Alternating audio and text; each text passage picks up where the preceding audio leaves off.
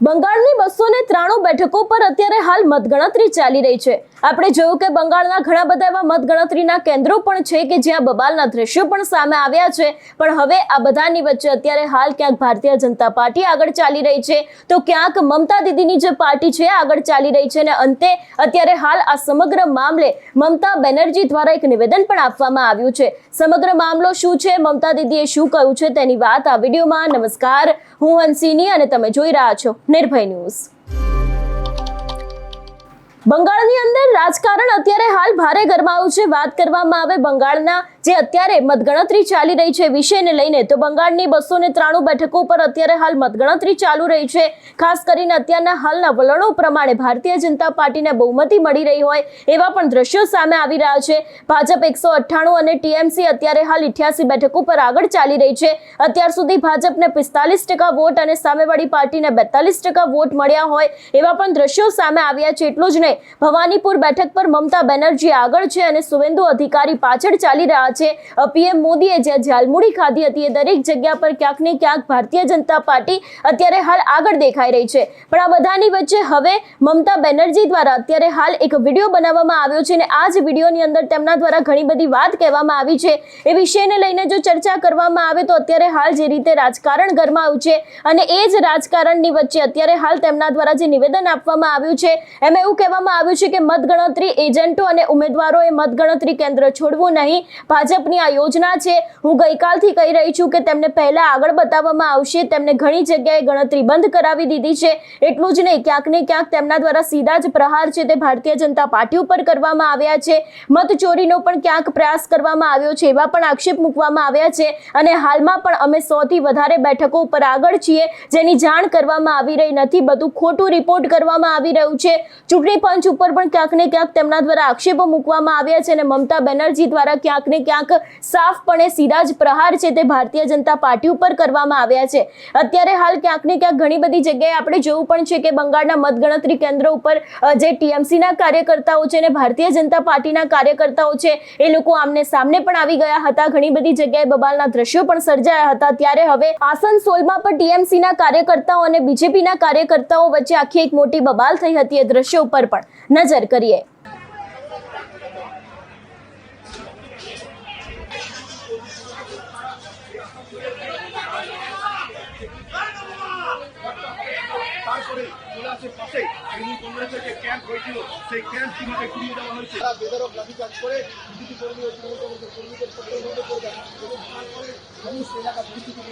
दावा किया जा रहा था, लेकिन जिस प्रकार से यहाँ घटना घटी है उस घटना को लेकर दोनों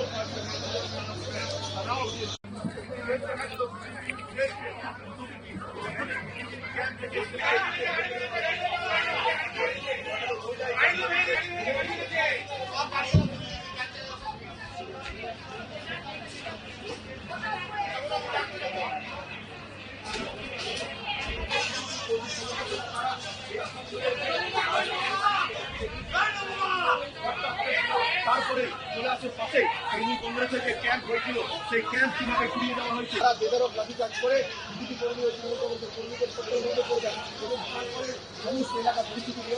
दावा किया जा रहा था, लेकिन जिस प्रकार से यहाँ घटना घटी है उस घटना को लेकर दोनों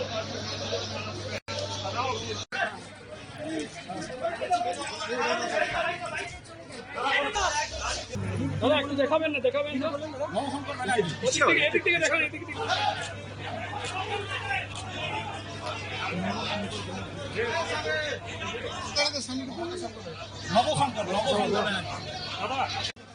পুলিশ কেন সেন্ট্রাল ফোর্স এসব কিছু করলো না, মাংচুর করে মেরে ধরে সবাইকে মারলো। হঠাৎ এরকম ঘটনা হঠাৎ করে করেছে, ওরা প্ল্যানিং করে করেছে। সেন্ট্রাল ফোর্স হচ্ছে মিক্স আছে। আমরা শান্তিপূর্ণ বসেছিলাম, বিজেপির কতগুলো লোককে মেরেছিলাম না, আমরা ব্যবস্থা করেছিলাম। আজকে যে জিনিসটা ঘটালো কেন্দ্রীয় বাহিনীর সামনে, কেন্দ্রীয় বাহিনী একদম নিশ্চুপ দাঁড়িয়েছিল। আমাদের কর্মীদের উপরে, আমাদের নেতৃত্বের উপরে যেভাবে হামলা করলো, যেভাবে বিজেপির লোকেরা এসে হামলা করলো, এটাকে কি বলবো, এটা ব্যাখ্যা করা যায় না। মোটামুটি এখনো পর্যন্ত আমরা অন্তত 5-6 জন আহত হয়েছে। একজন মহিলা আমাদের কাউন্সিলর তিনিও আহত হয়েছেন। আমাদের একজন রক্তস্রাব এখন দেখছেন, অনেক আহত হয়েছেন। আপনার নাম? আমার নাম সন্দীপ মুখার্জি। কি